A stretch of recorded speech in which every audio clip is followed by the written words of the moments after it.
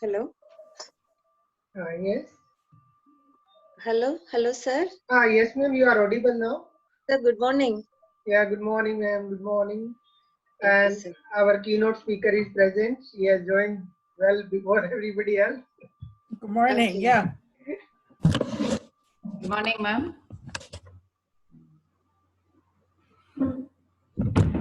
Vanita, shall we start? Oh, sure. Yeah.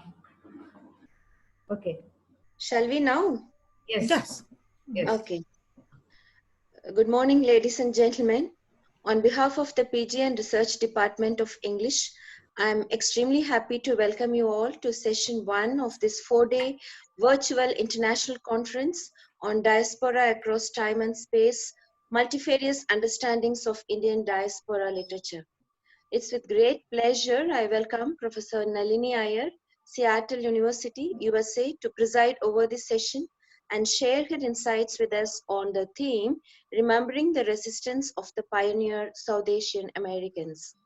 Dear delegates, meet Professor Nalini Iyer, who teaches post-colonial literatures at Seattle University. She received her PhD from Purdue University. Her teaching includes South Asian writing, post-colonial African literature, and courses on post-colonial and transnational feminism. She has published 3 books and numerous articles and book chapters, and her research focuses on 3 interrelated areas: the hegemony of Anglophone writing in South Asia, diaspora studies, and partition studies. Her publications include the following: Other Tongues, Rethinking the Language Debates in India, Roots and Reflections, South Asians in the Pacific North, and Revisiting India's Partition, New Essays in Memory, Culture and Politics. She guest edited a special issue of the journal Comparative Literary Studies on the topic Beyond the Post-Colonial Comparative South Asian Literatures. She has published numerous articles on South Asian diasporic literatures in journals such as Ariel, South Asian Review. She is currently working on a monograph that examines racialization in South Asian American literature and also co-editing a volume on teaching Anglophone South Asian diasporic literature for the MLA. She is also editor-in-chief for South Asian Review, the journal of the South Asian Literary Association, published. Honored to have you here with us, ma'am. May we request you to address the scholastic gathering here. Please, ma'am. Thank you very much. And I really want to appreciate Dr. Jai Singh for proffering this invitation. As I sit here thinking that this conference is about the South Asian diaspora and its iterations, I'm struck that we're meeting across time and space, literally via something like Zoom, and what that says about transporting oneself across. You are at about 8 a.m. ish in India. It's Wednesday night, 7:43, where I am in Seattle. And because we are so close to the summer solstice and how far north Seattle is, there is still bright sunshine outside, and the sunset is not till 9 p.m. So you'll actually likely see a change in the lighting in this room as the light changes outside. So, and literally I get to welcome all of you into my home office, because for the last 3 months we have been quarantined and working from home, like most of you are across the globe, as it were. So really quickly, I want to talk for a bit. I'm going to mostly read, and then I want to open it up for questions, because I think conversations are really important as we think through some of the themes that I will be presenting. As the person who introduced me, Dr. Vanita, said, my work has involved a lot of South Asian diasporic work. And I think I should really mention here my own history. I was born in Bombay, raised in Madras, finished my undergraduate education in Stella Maris College. And then in 1986, I moved to the United States for graduate study. And I'm one of those people who went to study abroad who never returned and just stayed where I am. And this And this experience really has had me thinking through how do we see diasporic writing and diasporic lives in literature. So my second book, which I co-authored with Amy Putt, was called Roots and Reflections, South Asians in the Pacific Northwest. And it was based on South Asian oral histories of immigrants who had come here post 1965, and it was the first cultural history of South Asian settlement here. And one of the important things is that South Asia, when we think about diaspora literature, we think about it in very broad umbrella terms, and you can read Naipaul and Jhampal Lahiri and Shyam Selvadurai and everybody in under one rubric, and there are obviously themes that connect across. But I also think that it's important to delve deep into regions, not only particularly where people settle and the historic context in which they settle. Okay, so the historic context in which they settled, because that often shapes the experience. So my interest is in South Asian diaspora in the Pacific, in the United States, particularly, and also to some extent in North America. So I'm going to talk briefly, and then we can have questions and answers. So one of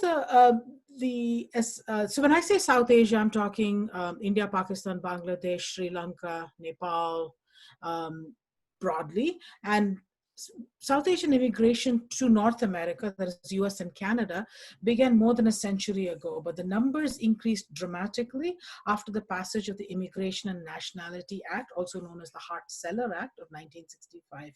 In that period, South Asian immigrants, since that period, South Asian immigrants have been writing poetry, political tracts, fiction, autobiographies, and travel narratives that engage questions of immigrant subjectivity from a variety of perspectives.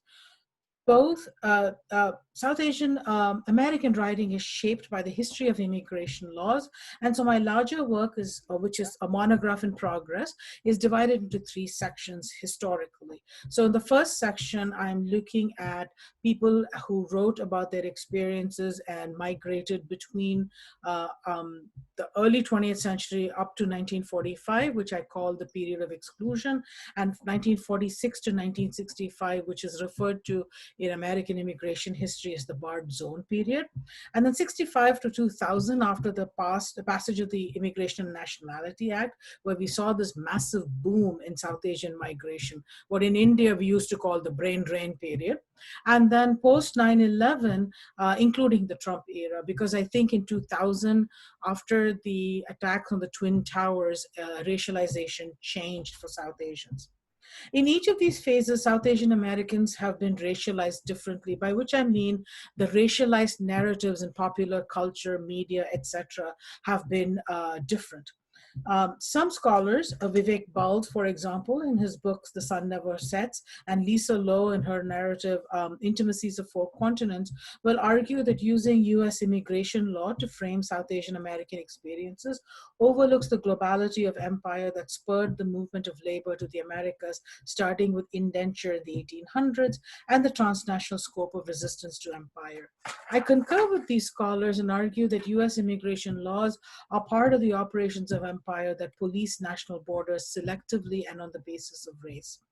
The racializations of South Asians definitely has a global scope, but their everyday lives in North America are impacted by immigration regimes. In her book, The Intimacies of Four Continents, Lisa Lowe argues that we silo histories into archives and disciplines and do not see the relationship between slavery, indenture, colonialism, and settler colonialism across continents. In addition to what Lowe notes, I will argue that questions of caste, class, education, language fluency, and religion impact who migrates from South Asia, when and how they experience life in the United States. While Lowe's argument about siloed archives is a compelling and necessary one, we should also recognize that not all archives are equally established. The case of South Asian Americas is one such. While there are some studies in several scattered archives, and the only major study of South Asian American literature that I know of is Rajneesh Shrikant's book from the early 2000s. And there are archives like the Ghadar Party papers at UC Berkeley, the digital archives of the South Asian American Digital Archive, which, by the way, are free and open and available online for anybody, and brilliant collection of material, or the South Asia Oral History Project at the University of Washington. These archives are still being built, and our understanding continues to evolve. Currently, South Asians are hyper-visibly invisible. We are recognized in politics and industry for achievement. So you will see frequently names of people like Nikki Haley in politics, or Indra Nui, or Sundar Pichai, or Satya Nadella when we talk about achievements in industry. But we are represented as the model minority. And the complex history of South Asians in North America is scattered and actually quite unknown even to South Asians themselves and in the mainstream culture as well. So part of my project as a scholar, a lifetime's commitment, has been to unearth this history and to communicate it to the community. And so my second book in many ways was triggered by the need, because I have two daughters who I have raised in North America. I wanted them to know their own history of migration and the history of the community. So currently, so that's part of the talk today is about how and why we need to recover these narratives. So following the chronology of US immigration law, I propose that we look at the different ways in which South Asians were racialized and how they used literary and cultural productions to rewrite these narratives. So in the period of exclusion, South Asians were called the Tide of Turbans or Hindus, even though many of the migrants were actually Sikhs and Muslims. During the barred zone period, they were selectively admitted desirable undesirables. In the post-65 period, a model minority who were high achieving and educated, but perpetually foreign and unassimilable. And post 9/11, pathologized as terrorists whose religion equals race, and all of whom can be identified/misidentified as Muslims. In the context of such broad racial narratives, I discuss how South Asian American writers have used literature to question, resist, and sometimes internalize such racialization. In this paper, I want to focus on a few texts that emerged from the period of exclusion of the bar zone period. There are two pivotal moments in early South Asian immigration history, particularly in the Pacific Coast. One is the formation of the Ghadar Party in 1913 in Astoria, Oregon, and I'm going to talk a little bit about the Ghadar Party further down. And the other is the Komagata Maru incident in Vancouver, British Columbia in 1914. The Komagata Maru incident, if you're not familiar with it, the Komagata Maru was a ship that a group of predominantly Sikh leaders commissioned. At the time, India was, of course, part of the British Empire, and they transported some 376 people from the Punjab to Vancouver, British Columbia. And they were arriving here because they were subjects of the same British Empire.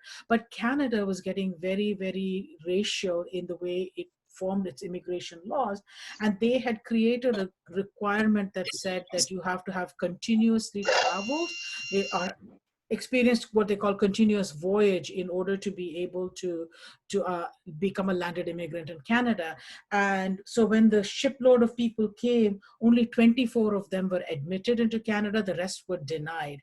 And the ship was anchored off the coast of Vancouver, BC for many months, and the people were eventually turned back. So when the shipload of people arrived back in Calcutta, the Imperial Police went to arrest the leaders of this ship, and there was a battle that ensued and 20 people died. So this is a very infamous moment, and it's become a touchstone moment for many South Asians as they think through the experiences of race and racialization and immigration in North America.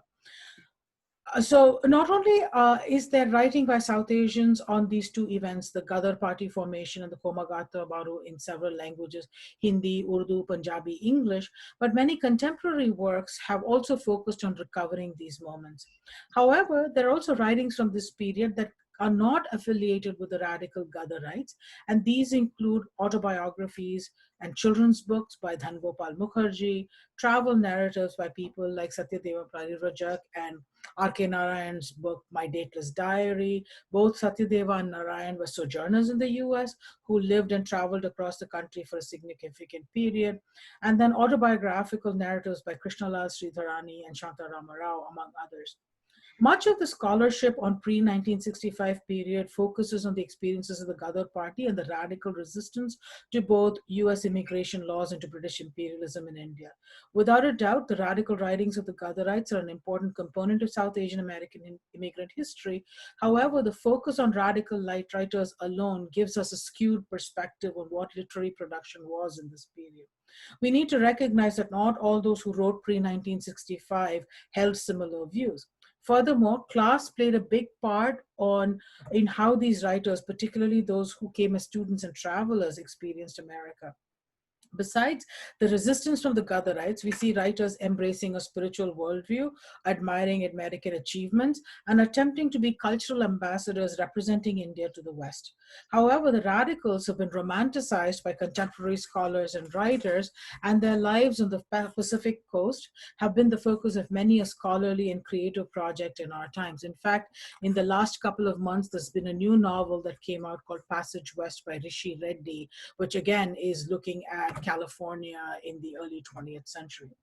Whereas this section of my larger project is going to explore Ghadar writings, the travel narratives, autobiographies, and examine how pivotal moments like the formation of the Ghadar Party and the Komagata Maru incident have become touchstones in contemporary South Asian American writing. Today, I'm going to talk briefly about Ghadar poets, and then I'm going to look at how writers like Chitra Divakaruni in her Yuba City poems, Uma Krishnaswamy in her children's book, Step Up to the Plate, Maria Singh, and Kartar Dhillon, her fragmentary memoirs, and some writers in the Asian American Writers Workshop have repositioned Ghadar history into their creative works. So let's talk a little bit about a brief history of South Asian immigration to North America, because I think that is not very familiar to most people in the US, and not something I learned anyway when I was a student back many, many moons ago in India either. So perhaps the earliest South Asians who came to North America came to the 13 colonies as part of shipping crews, jumped ship and disappeared into the population, leaving no trace of their lives after they left the ship. Vivek Bald, in his book Bengali Harlem and the Lost Histories of South Asia, writes that Bengali peddlers from what is today either West Bengal or Bangladesh began arriving in the US in the 1880s, bringing embroidered silks and other exotic goods that fed the American Orientalist craze for things Indian. They sold goods along the East Coast cities and moved into African American working class communities and established their lives there. During World War I, many Indian maritime workers who labored under near indentured conditions on British ships jumped ship and, using clandestine networks, escaped into the industrial belt where they worked in steel and munitions factories that were starved for workers. These folks were undocumented because the 1917 Immigration Act had criminalized or excluded Asian immigration from the United States. On the West Coast, the migration began in the 1890s when agricultural workers from the Punjab, mostly Sikh and Muslim people who were all labeled Hindus, no matter what their religious identity, arrived in British Columbia to work on farms and in the timber industry. Many moved south across the US-Canadian border, and by 1907, there were several hundred Indian workers working in the timber mills of Bellingham, Washington. Bellingham, Washington is about 90 miles north of where I am, north of Seattle. And they were living in company-owned barrack-style housing. They worked for lower wages, so the Indian workers were willing to work for $2 an hour as opposed to what the white Americans were getting paid, which is $2.22 per hour. So they were willing to work for lower wages. The company employed cheap labor, obviously. So on Labor Day 1907, white workers rioted in Bellingham and demanded that the Hindu laborers be dismissed. And using a flimsy excuse of disrespect to white women watching the Labor Day parade, the white workers attacked the Indian workers in their homes, setting fire to the barracks and throwing people out and beating them. The Indians were rounded up for their own safety by the Bellingham police chief, put into the county jail for protection, subject to a kangaroo court and inquiry the next morning, and then deported from the city on the first train passing through. And by the way, Indians didn't settle in the Bellingham area for nearly 80 years after that. Indian laborers experienced such violence up and down the West Coast as they moved from timber town to timber town seeking work, but encountering local rage. In 1913, they formed the Gadar or Revolutionary Party in Astoria, Oregon, to fight British imperialism at home and racist immigration law in the US and Canada. Johanna Ogden notes that relative to British Columbia, Washington, and California, the state of Oregon did fight racism and prosecuted people in the perpetration of violence against South Asians, but they also enacted exclusionary laws that ensured Asian immigrants never received citizenship. So the message was what Vijay Prashad characterizes in his book, The Karma of Brown Folk, as give us your labor, but not your lives approach. Experiencing exclusion laws, alien land ownership laws, and anti-miscegenation laws, the South Asian immigrants eventually settled in the Sacramento area of California and in the Imperial Valley. Although South Asians were able to get citizenship starting in 1946, the number of people allowed into the country because of barred zone or country-based restrictions on immigration remained small, about 100 people from India each year. In this period of exclusion, South Asians were referred to as Hindus, even though many were Sikh and Muslim immigrants, and newspapers described them as a tide of turbans in referring to them as a problem, not unlike the yellow peril, which was the label they used for Chinese immigrants. They were characterized as undesirable migrants. Immigrants at this time on the West Coast were either agricultural laborers or students who came to institutions like the University of California, Berkeley, the University of Washington, and so forth. And despite the class differences between the groups of agricultural workers and students, they worked together to challenge imperialism globally. In fact, the agricultural workers would often support the poor students with food and money and scholarship, and they came together to fight imperialism. They were not very large in number, but they were hypervisibly invisible in that their distinct clothing and culture rendered them visible, yet the particulars of their lives were invisible, and they were always lumped into the category of Hindus. So today, let's look at a few Gadar poems. And because, in 2013 was the 100th anniversary of the formation of the Gadar Party. And on that occasion, the Asian American Writers Workshop Project asked South Asian American poets here to do poetic responses to Gadar poems to mark that 100th anniversary. So the Gadar Party used to have a newspaper, and they also published volumes of poetry, which was titled Gadar Di Gunj, or Echoes of Mutiny. These poems were published primarily in Gurmukhi and Shamukhi. So here's one of the poems, and I am going to read you a translation. So this poem is by Kartar Singh Sarabha, and the translator is Ali Mir, a contemporary South Asian American poet. And the poem is, if they ask you who you are, tell them that your name is Rebel, that your occupation is to wipe out tyranny, that your work is to create Gadar, that this is your namaz and your sandhya, and this is the way you worship, that this is your only true religion, that this is your Khuda, that this is your Ram. Another poem, this one is by a poet named Amar Singh, and he writes this poem on the occasion of the martyrdom of Pandit Sohanlal Pathak, who was one of the leaders of the Gadar Party that was hanged in 1916 in Mandalay jail for inciting rebellion against British rule. The Gadar Party sent armed rebels back to India to fight the British. So the poem goes like this. We are called coolies in countries abroad. We do not have a flag of our own. Will we always live the life of slaves? Why do we not know the science of politics? A handful of people have taken control of our land, Hindustan. Why is not there a caretaker of Hindustan? It is better to die than live a life of servitude. We should never forget this saying. China has awakened from its sleep. Battle drums of Hindustan's awakening are raging.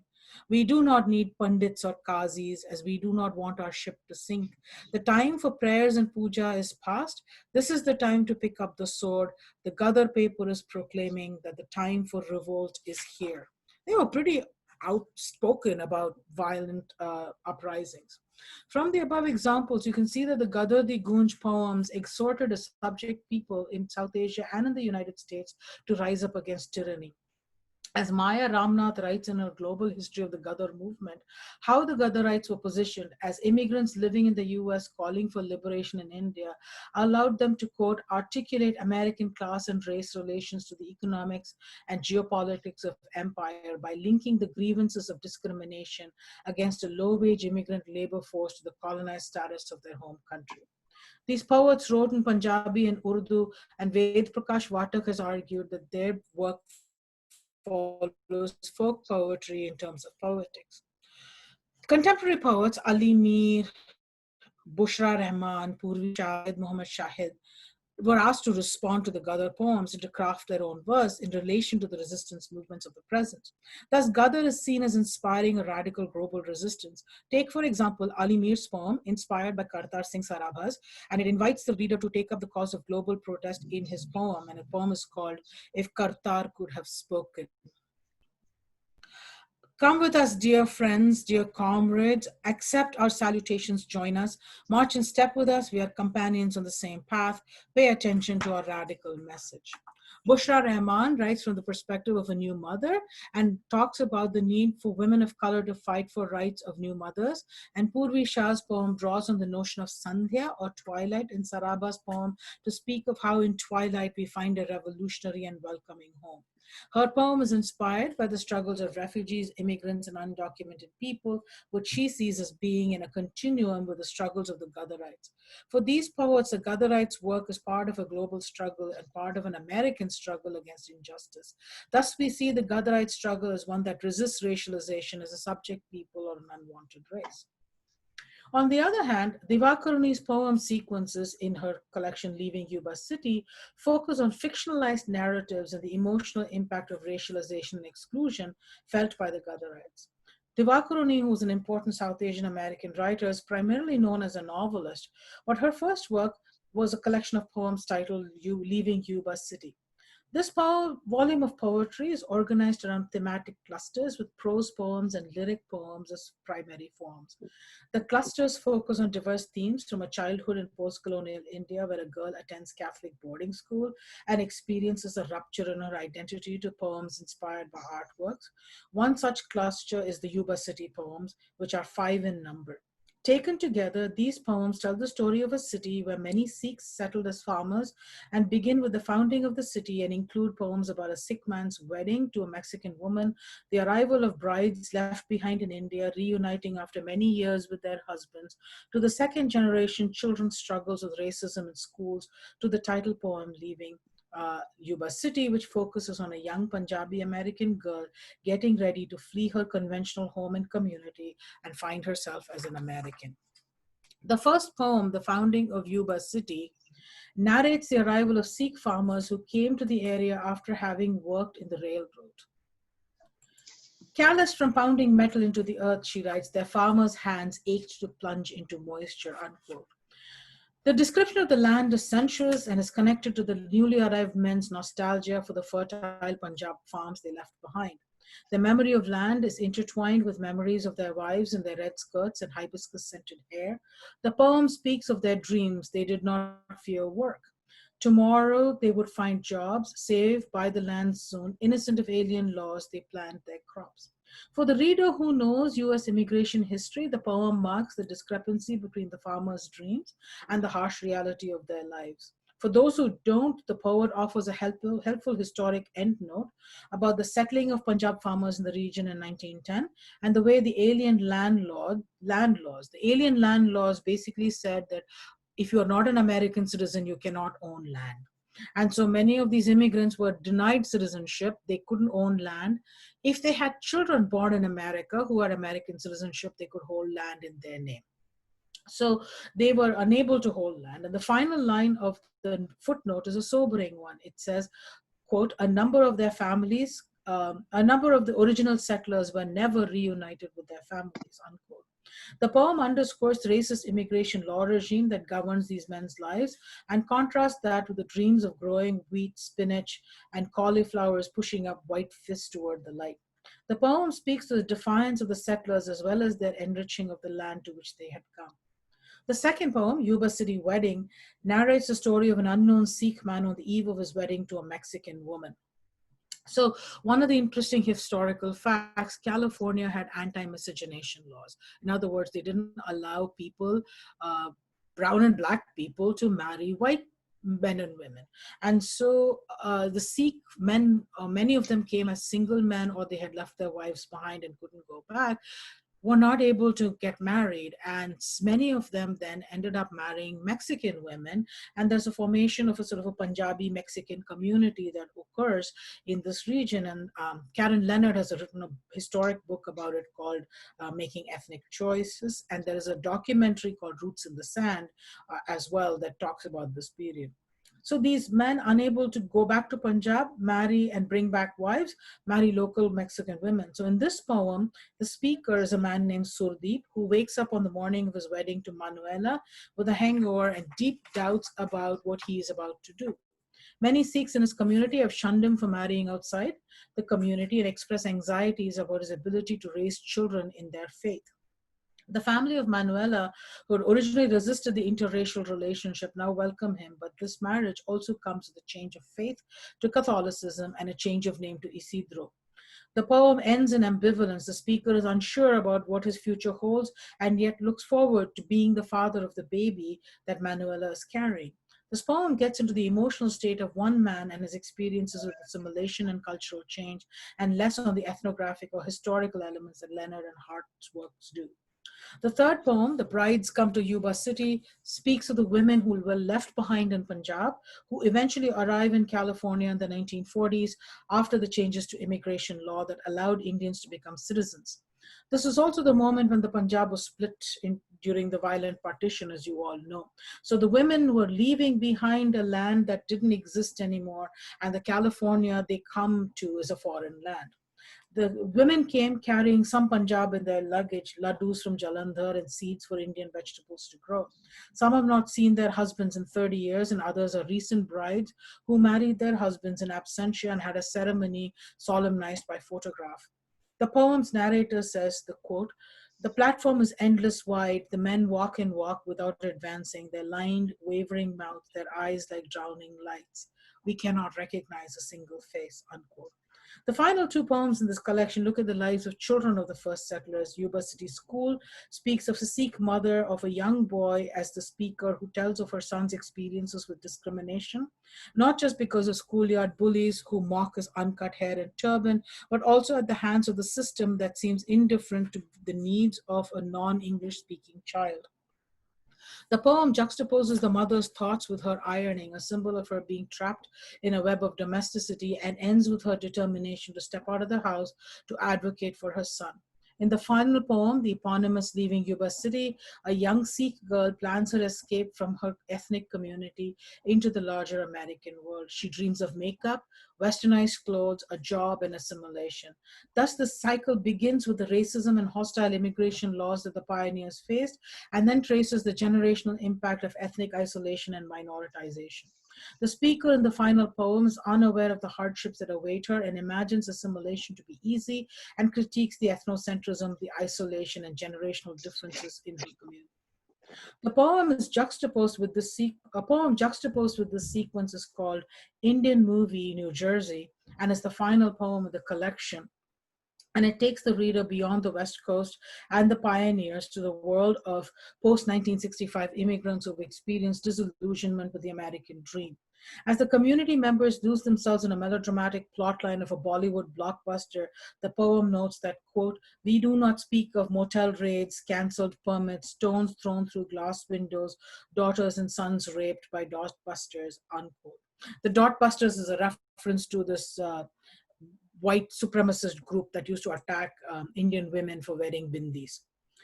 Thus, the poet links the pioneer narrative to the experience of the post-1965 generation with racial discrimination that is also based on external symbols of religion. Divakaruni's poem collection comments on the racialization of South Asians in several ways. One, she focuses on the emotions of fictionalized poetic narrators to highlight the challenges of racialization, both through the immigration regime and through the isolation of the community. Two, she draws connections between the colonial and post-colonial experiences of race in India. And For example, the poems that focus on the young girl in a boarding school run by English nuns and the subsequent migration and racialization of South Asians. She recognizes that racialization is transnational and has its roots in imperialism, just as resistance of the Gaddarites was also transnational. She emphasizes the impact of immigration and racialization on gender, sexuality, and family structures, an element that the revolutionary poetry of the Gaddarites did not. For Divakaruni's work in this collection is also an attempt on her part to link South Asian American history to the histories of Asians in America, which at the time when she wrote these poems, Asian American studies did not include South Asian American experiences. It also distinguishes South Asian American writing from post-colonial Anglophone South Asian writing as having a different set of concerns, albeit with some links to post-colonial writing. Divakaruni's poems seek to bridge the historical gap between pre-65 immigration of South Asians and the post-1965 immigration experiences. Unlike the Gaddar poets themselves, who spoke of liberation of India from British rule and struggles against a racist immigrant regime, Divakaruni foregrounds the individual emotional and psychic impacts of a larger political struggle. The desire to unearth the lost histories of South Asians animates not just scholars and archivists, but also finds its way into books for children.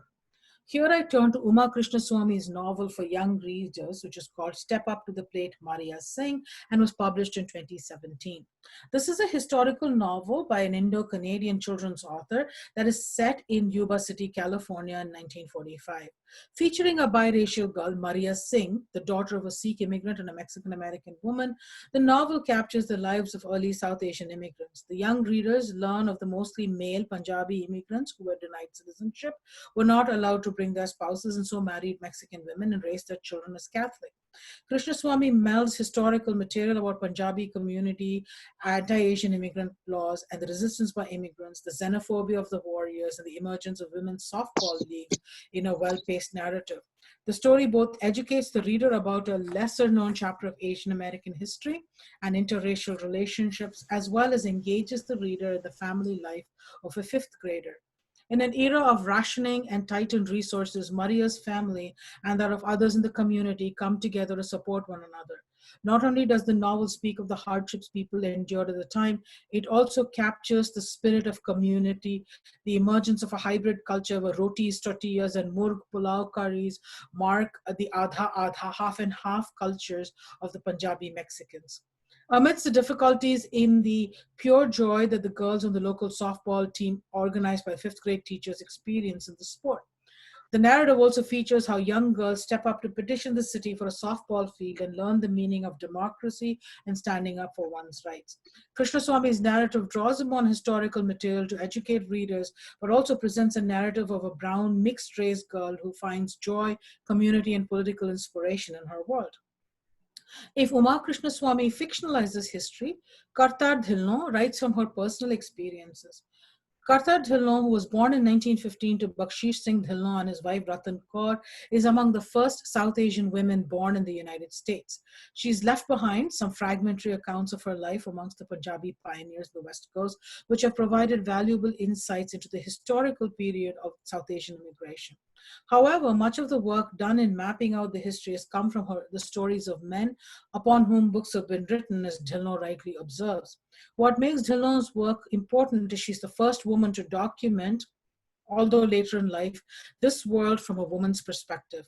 While Dhillon's writings have been printed in the now defunct Summer magazine, in a couple of anthologies on Asian American writers and archived in the South Asian American Digital Archive, her work has been mostly used for historical purposes. My own book, Roots and Reflections, devoted a segment to her autobiographical pieces and a film made by her granddaughter, Erica Surat Anderson, to document the lived experiences of South Asians in the Pacific Northwest. Dhillon documents her life through the autobiographical narrative, often collaboratively, and critiques early South Asian American life from a gendered lens. Excuse me.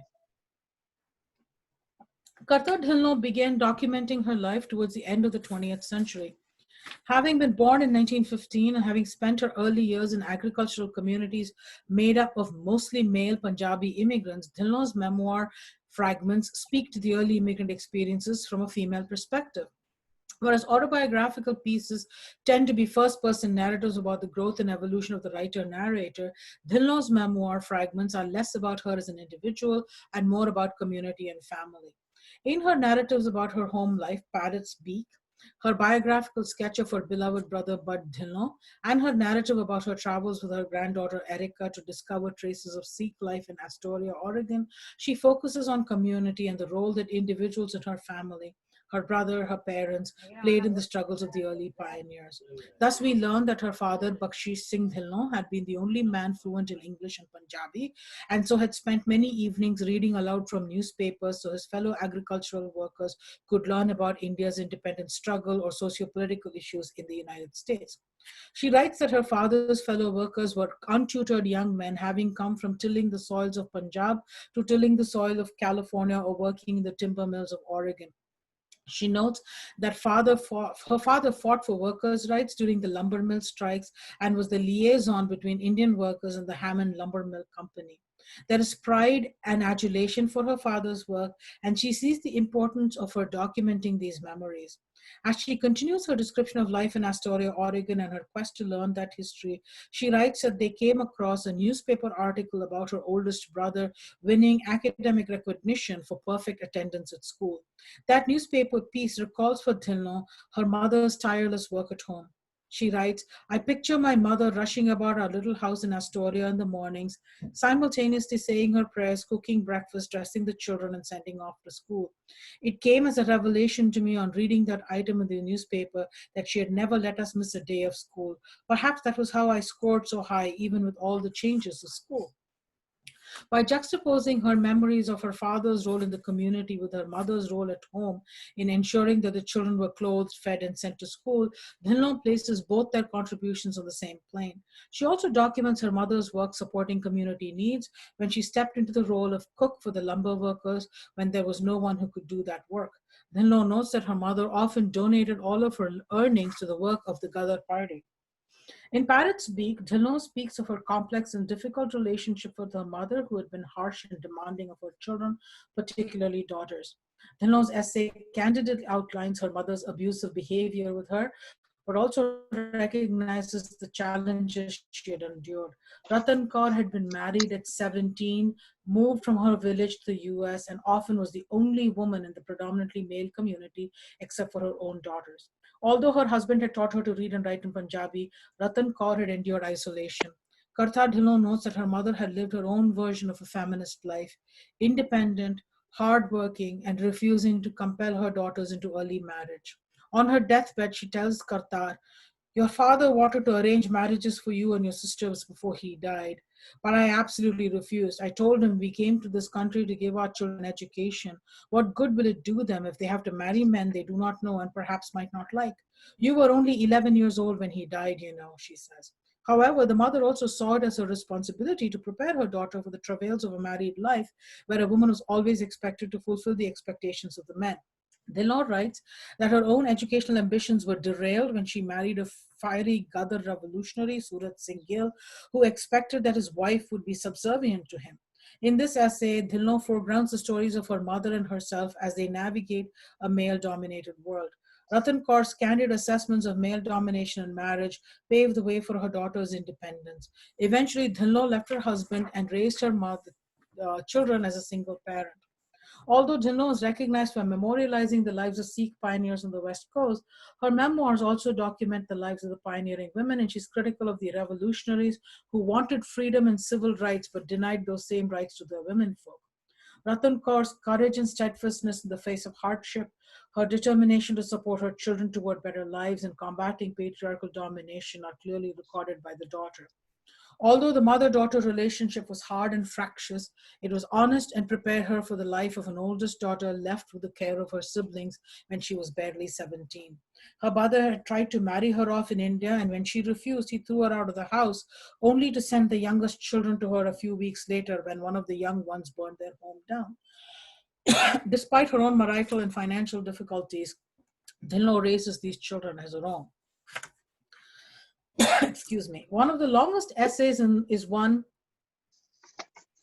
where she memorializes her brother Bud Dhillon, who had left California at the age of 12 These are amazing people. To go to India to fight with the Gadarites. He joined a party of men who followed a minor royal figure on this jatra to India, only to discover that their royal leader was incompetent and corrupt.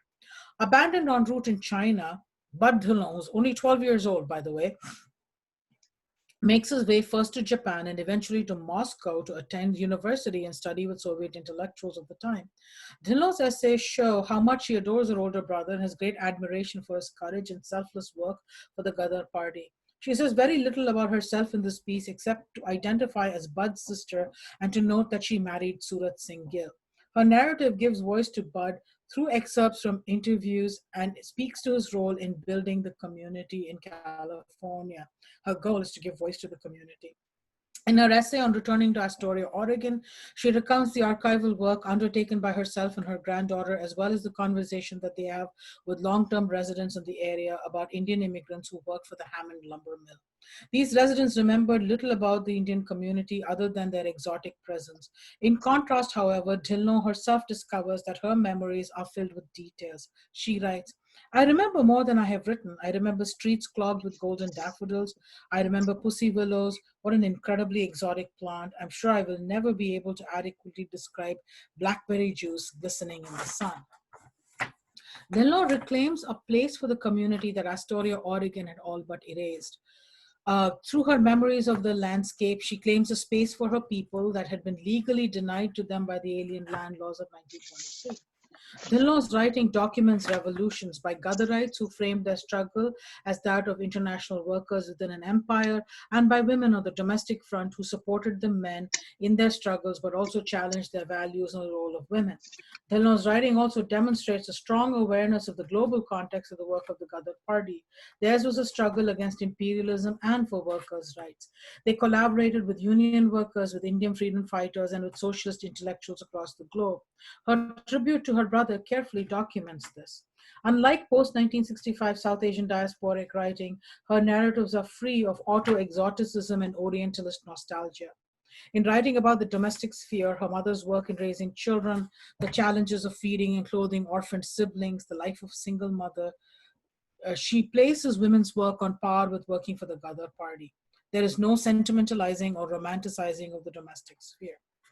Taken together, the contemporary reworkings of the Gadar past in the Asian American Writers Workshop Project, Chitra Divakaruni's Yuba City Project, Uma Krishnaswamy's children's book, and Dhillon's fragmentary memoirs point to several intriguing elements in how and why contemporary writers return to the Gadar movement today. First, there is obvious need to document and reimagine this moment of radical South Asian resistance and politics for today's audience. For contemporary South Asians and South Asian Americans, this is an opportunity to recognize and learn about a longer history of immigration to North America that predates 1965 and the late 20th century tech boom. For non-South Asians in North America, this reimagining serves to challenge the model minority approach to South Asian Americans and to show solidarity amongst communities of color. Second, the Gadar history is primarily rooted in the Punjab and in the Sikh community, and this rewriting broadens out the ethnic identification to all South Asians, thus imagining a radical past that inspires but also simultaneously blurs the complex political history of Sikhs in South Asia vis-a-vis partition, 1984, etc. Sikh experiences as a minority that felt the violence of partition and also pursued a separate state, and the subsequent violence in 1984 are all overlooked in this rewriting. Third, by focusing on the radicalism of Sikhs, contemporary scholars and writers overlook the other not so radical aspects of early South Asian American experiences, such as the neo-Orientalist spirituality. So this rather lengthy talk was basically an opportunity to highlight the work that needs to be done in South Asian American literature, especially looking at pre-1965 writing and how the post-1965 world has reimagined that and how South Asians were responding to racialization at different historic moments. Thank you, and I'm open for questions. That was a long talk. Thank you, Professor Nayyar. Professor, it was a nice talk. Thank you. Thank you, ma'am, for sharing your remarkable findings on South Asian settlement in the United States, particularly in North America, giving a comprehensive view on how the immigrants use literature to question and resist racialization and express the grievances of discrimination, and how they reposition history in their works. The poems you read shed light on the diasporic predicament of the South Asian community in the Pacific Coast. The session is now open for query and discussion.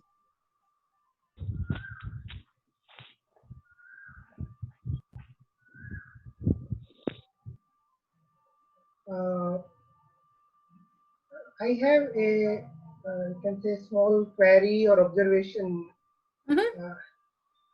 When we look at the location of minorities and their literatures within the nation states, they were at the margins in the colonial period, and even after the end of the direct European colonization, again they are at the margins only.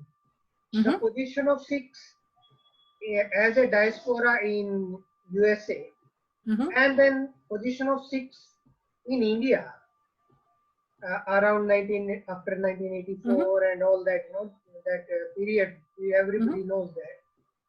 Do you think there are some similarities?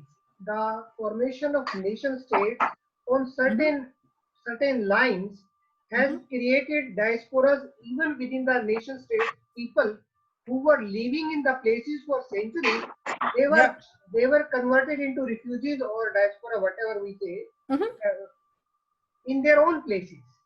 Right. And I'm thinking, as you say, talk about this, I'm thinking of like the Parsis in Pakistan, as we see in a novel like Cracking India. This is the minority within the nation state and within empire, equally minoritized. And the question of how democracies fail minority populations becomes an important question. And right now in the United States, as you all know, is the huge social movement, political protests. I live in Seattle, where a lot of this is going on. The Black Lives Matter movement. And across the globe now, people are, protesting the racialization. They're knocking down statues of Christopher Columbus and so forth. At the same time, the conversation in South Asian communities here, South Asian American communities here, is about how there is anti-Blackness within South Asian communities. And that is something that we have to contend with and understand how, because the majority of the South Asian population in the United States right now, especially after 1965, is upper middle class, upper caste, Savarna migrants. And the Sikh community, in some ways, because of their proximity to Hinduism, have become sort of seen as part of the Hindu upper caste Savarna communities. And within the South Asian community here, and we saw this recently when the demonstrations were happening against the CA, NRC in December and so forth, that there's a lot of anti-Muslim sentiment as well within the South Asian community. So right now, there are lots of conversations happening about what exactly is the politics of our community and how Hindu domination is occurring even in this minority within the larger nation state.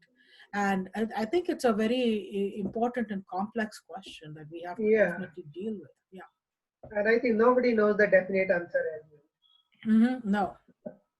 And it very surprisingly, I think last year or year than that, the Canadian Prime Minister came and he gave a statement that I have more Sikhs as ministers in my government than Indian government. Right. So if we look at this statement from other angle, so now means the Sikhs are diaspora in India or Canada, where they are a diaspora. Sikhs are, Sikhism belongs to India, Sikhs belong to India, but within India, they are pushed to margins. Oh, yes. And also during partition, those who lived in what is today Pakistan experienced the forced migration. So their diasporic experience begins there. I don't know if you're familiar with the 1947 Partition Archive, which is a digital archive out of California, but they have been recording over 7,000 stories of people who have, been displaced during partition, and a very large number of those sharing the stories are Sikhs, because they have, theirs has been a story of multiple di- displacements, Yeah. the last 70 some years. Yeah. So, any other questions? Oh, I see some questions in the chat Yes. box. Okay, let me go up here. Okay, this is the question from Anjali. Has the literature of the Punjabi Sikh helped in bringing social awareness to issues raised? Its goal is definitely to bring social awareness, and the social awareness has, as I've mentioned, the community here, South Asians here do not know this history. And so the literary works are one way of sort of broadening that understanding. And in 2014, when there was the celebration or commemoration of the 100th anniversary of the Komagata Maru incident, there was a lot of writing that was done about that, poems and plays and so forth, films. And that has raised some awareness and consciousness about at least this history, but not enough would be what I would say. Then the other question also from Anjali, in what ways, the practical ways, that is the domestic sphere and the belief system, the mindset, has the literature contributed to? Is there a progress? Please share your thoughts. So that's a big, broad question. And I think I'm going to read that as how is the, I guess I'm thinking about the patriarchy within the domestic sphere and what has literature done. I think this is a complex question because there are a lot of women writers right now in the South Asian American canon. I'm thinking of Jhumpa Lahiri, Chitra Divakaruni, Bharati Mukherjee, a lot of queer writers who are drawing attention to heteronormative patriarchal structures. But sometimes the writing tends to suggest everything Indian is bad, everything American is liberatory for the women. And this is a problem I have with Chitra Divakaruni's writing sometimes, because all her female characters are oppressed in India and then they find themselves in the United States. I think the same problem arises with Jhumpa Lahiri's writing as well. India is the oppressive space, the US is a liberational space. It doesn't take into account the fact that within the United States, we South Asian women are women of color. We are always minoritized by race. And those people that these writers are writing about are upper middle class women like myself, women with education and so forth. We're not writing about they're not writing about the working class women. They're not writing about those who are working in, hair salons and beauty parlors and grocery stores, who may or may not be speaking English, who might be stuck. And also there is in the US now, so many people on those H-1B visas, a lot of their wives can't work and they're stuck in the home, although they're educated upper middle class women. And I think I would argue that the immigration regime and the racial politics further impact how the domestic sphere is shaped in this country. For example, incidence of domestic violence in the South Asian community is really, really high. And men with advanced degrees working in tech companies with really high median incomes have no problem going home and beating up their spouses. And that's a problem. In fact, we have in pretty much every big city where there is a large South Asian community, there are organizations that are working with victims of domestic violence. And that is a concern in our community. So I don't know that patriarchy and domestic sphere has improved. I think we're seeing changes, some, but not enough. Okay, another question. How has the pandemic affected the structure and sensibility of the South Asian diaspora? I'm having a really hard time answering that question because I'm living in the middle of the pandemic. And we're all isolated in our homes.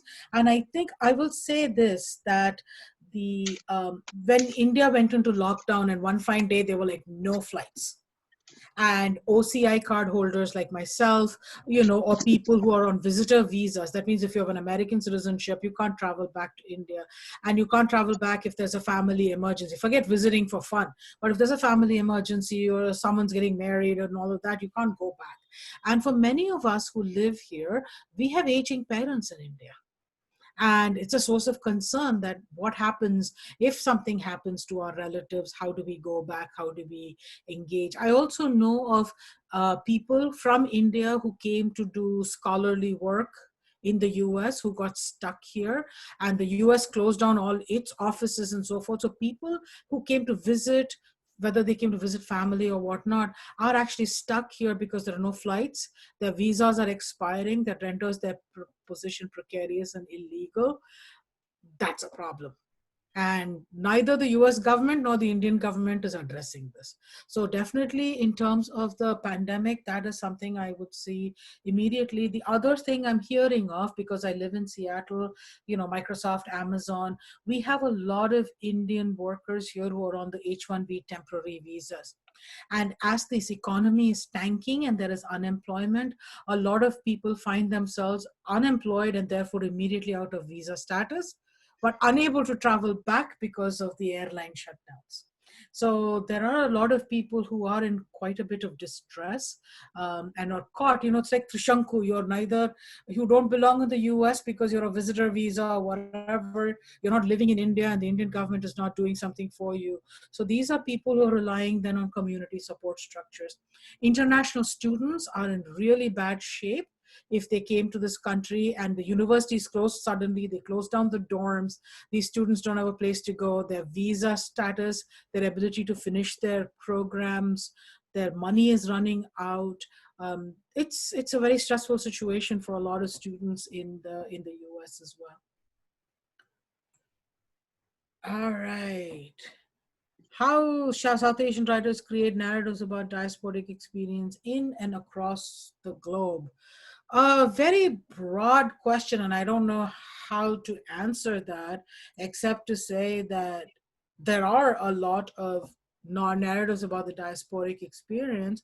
And one of the questions might be actually for South Asians in the diaspora, can we write about something besides our own caught between two worlds experience? And that's an important question to ask.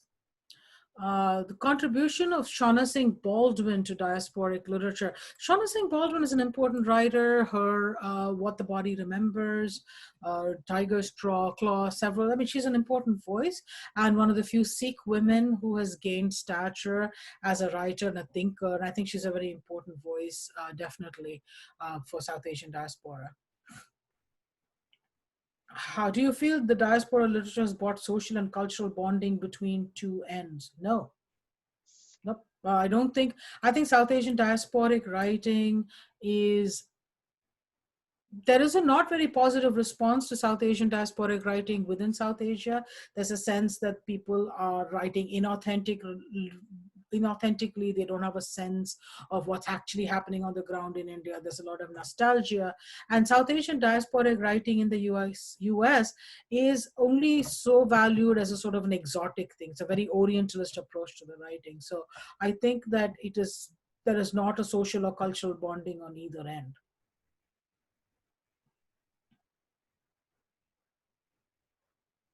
Okay. Punjabi Sikh diaspora of Singapore. I don't know much about Balli Kaur Jaswal other than reading the erotic stories for Punjabi widows. So I actually don't have a comment or anything on that. I don't know about the Punjabi Sikh diaspora of Singapore. Do you think the diaspora will always be interested in their homeland politics even after generations? I would say not beyond the first, maybe second generation. And I speak here really both as a professor who has seen a lot of second generation children in her classrooms, as well as the mother of two young women, 20 and 24. they are much more engaged with the politics of the US and the world that they occupy. So for them, it's about racial politics here, about electoral politics, and also fighting, and especially for queer South Asians in the second generation, the struggle is getting their families to recognize them, understand them, and embrace who they are. And so I think their focus is on family issues and local US issues. The pandemic world would give birth to a new genre, reverse migration, maybe post-pandemic literature. I absolutely do think we're going to see post-pandemic literature as a sort of a global genre that evolves, and we will have a South Asian inflection to it. Already I see, when you think about the plight of the migrant workers, for example, who have been traversing on by walking to their homes, towns, and so forth. It reminds a lot of people of the kafilas of partition, where people were walking home across thousands of miles or being displaced. I think we're going to see we will see an emergence of a global genre. I think we're going to see a lot of mass market writing, in the science fiction-y vein, and dystopic films and things like that. On the South Asian side, I'd be interested in seeing how and what emerges. And as the editor of a journal, quite honestly, I am already in conversation with my associate editor for 2 years down the line. We need to have a special issue on post-pandemic South Asian writing. So yeah, we are anticipating that at least in about 2 years, we will have a sufficient distance from this experience to write about it. But I also think that, I'm thinking of like Samuel Pepys and the Diary Journals of Plague Year and so forth. I think we're going to see a lot of personal narratives. And we're going to see a lot of digital narratives. I'm thinking of blogs, Facebook posts, Instagram stories, etc., that are going to emerge as post-pandemic forms in a more serious way. So, other questions? I'm happy to take other questions.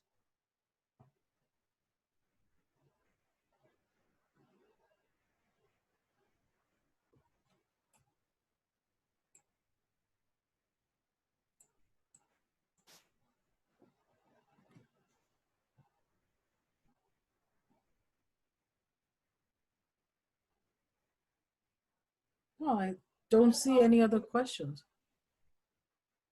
Ma'am, I have a question. Please. There are marginalized and discriminated communities in India, which still is following the system of Varna, caste system. So do these communities, marginalized communities, enjoy a sense of freedom as immigrants?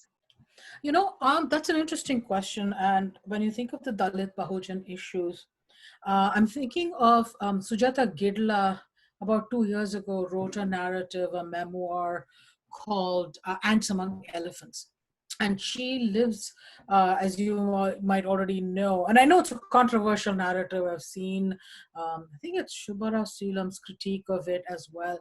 But in the introduction of Ants Among Elephants, Sujata Gidla writes about sitting in a bar in the US and somebody sort of flirting with her and touching her. And she talks about how significant being touched was as a Dalit woman.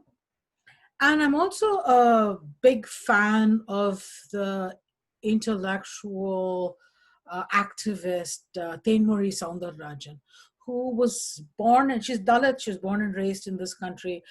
She runs a nonprofit called Equality Labs. She's part of a nonprofit called Equality Labs. She's, I think, one of the founders.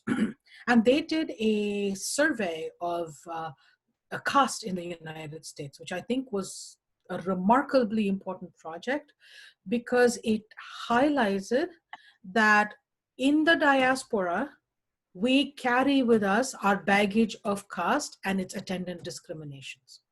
And so consequently, for Dalit Americans in the workplace, especially when they're working with Savarna Americans, there's been a lot of discrimination. In academia, there are very few Dalit academics, for example. The other issue too is, and this is part of what the reckoning, I think, for those of us who are from the upper caste, the Savarna people, is that the anti-Black racism that our community holds has its roots in our Savarna politics back home.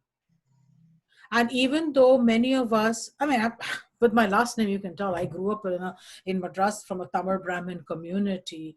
I had to leave India to understand all the privileges that were granted to me: socioeconomic, mobility, education, the networks that allowed me to migrate. I mean, the caste network and the kinship network is one of the most important ones. When it, you hear about Patel motels, people from the same area, the same community, they help their families migrate, they set up petrol bunks, they set up motels. So there are caste lines and kinship lines, and a lot of Tamil, Brahmin.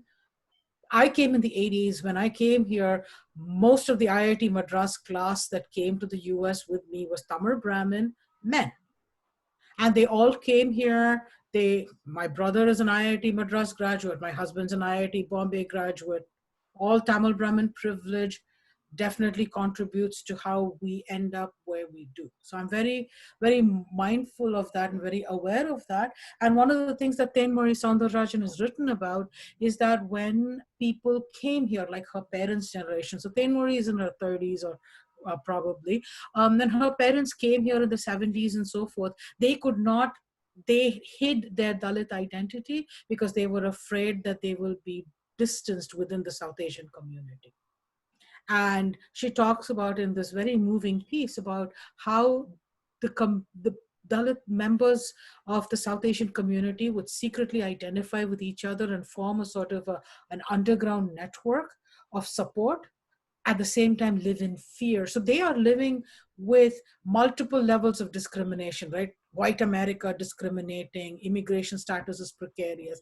And then there is this fear of being outed as Dalit, which would then lead to, you can't come to my house for this celebration, you can't come to the temple for that, all of that. So yeah, caste and caste discrimination, unfortunately, are alive and well in the US, in the South Asian community. I can't tell you how many events there are just in this region that are caste identified, Savarna identified. You walk into temples, it's still Brahmin priests with, all the Brahmin rituals. Yeah. In fact, I think we hold on to there's a lot more progress in middle class India in some ways than there is in the middle class US, because this community actually coalesces around discrimination very easily. So True, ma'am. Sorry to hear this. Thank you, ma'am.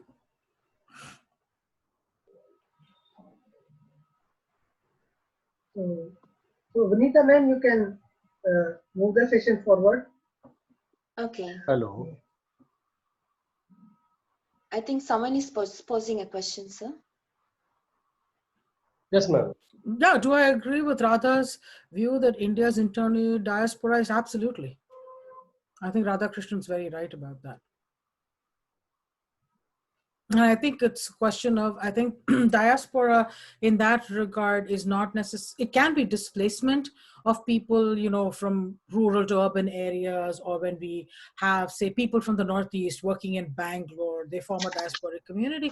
And this has been going on for a while. So my own personal history, my family is my mother's side of the family is from Palakkad, and my grandfather and his brother-in-law, they all moved to Jamshedpur in Bihar, or now Jharkhand, in the early 20th century to work for the Tata Steel Company.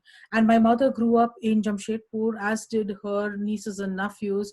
And so that was a Tamil diasporic community. I was the first person born and my father's family is from Kerala, Trivandrum. We were Tamils. I'm the only child on both sides of the family that actually grew up in Tamil Nadu. Everybody else is a part of an internal diaspora within India. So yes, absolutely. I think Radhakrishnan's I think we have to consider internal diasporas, and we don't do much with that quite yet, because we think of diasporas as transnational. and I think that binary needs to be broken. Hello. Mm-hmm. Yes. Good morning, ma'am. Good morning. I want to ask something that you were talking about Sikhs. They face discrimination on the basis of minority. But when they become a part of a majority, they practice the same discrimination with the Dalits. What makes them to do these kind of things? I would say that is true about just about, I can think of a variety of groups as I've been talking about where this happens, and my off-the-cuff theorization about this is that as you climb the power ladder socially, you consolidate your power by excluding other people. Yes, yes. So that's, I'm not powerful if I can't exclude somebody. So it is, I think we have to rethink our questions of power. Yeah. And that kind of power, perhaps, it has its origin in a religion somewhere. I, as an agnostic / atheist, would agree with you, but not everybody will. Okay. Mm-hmm.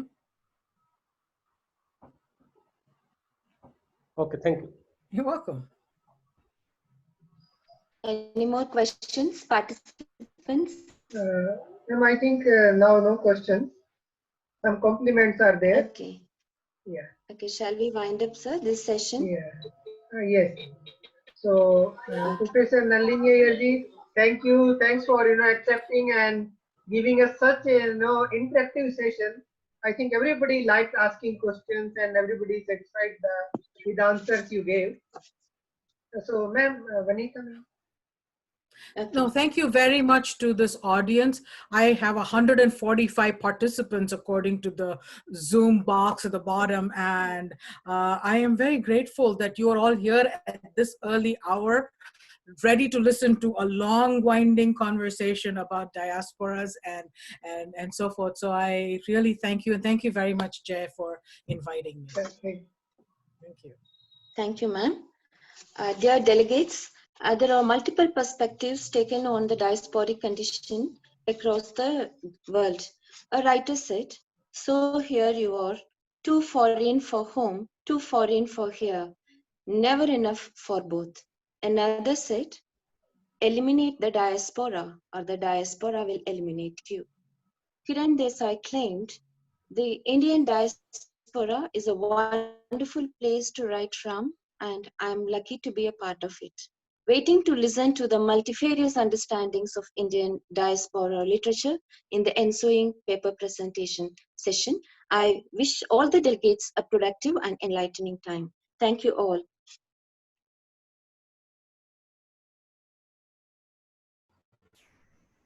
Sir, thank you.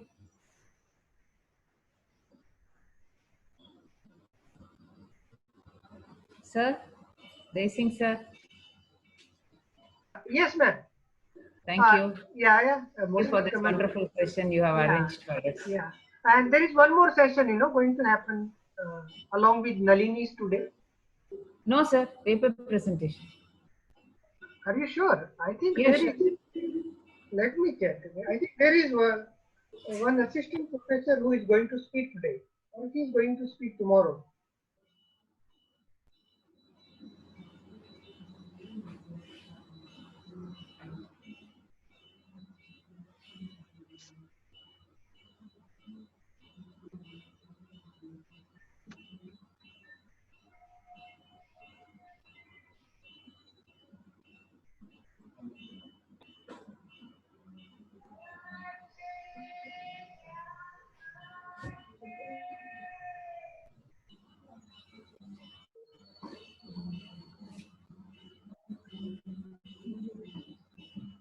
Okay, that is tomorrow.